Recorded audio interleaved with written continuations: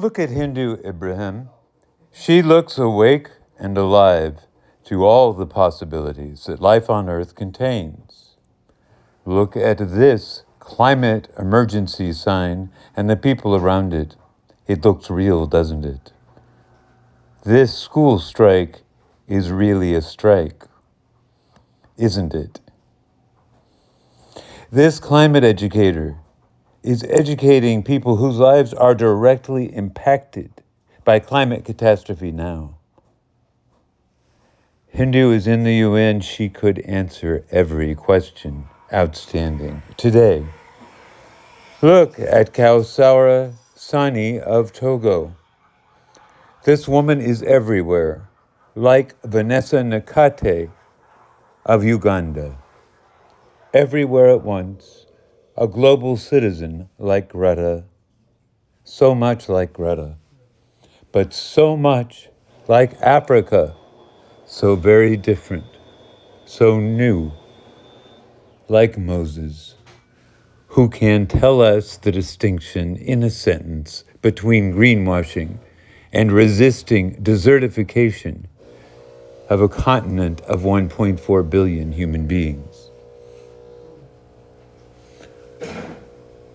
Learn to listen when Africa speaks. I beg you.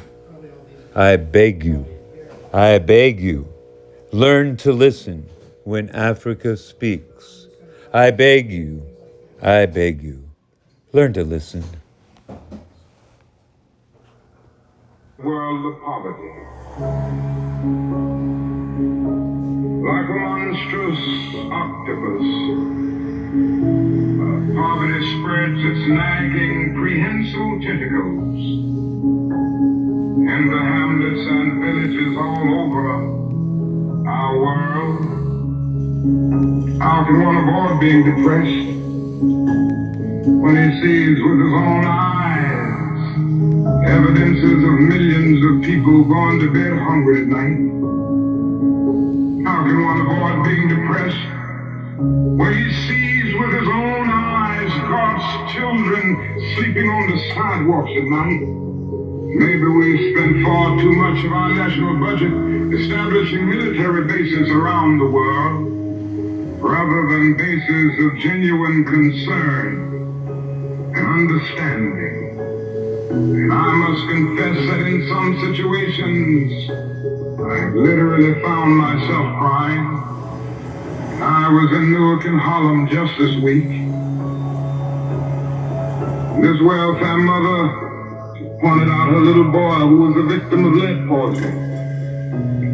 She pointed out the walls with all of the ceiling falling through. She showed me the holes where the rats came in. She said night after night we have to stay awake, keep the rats and the roaches from getting to the children.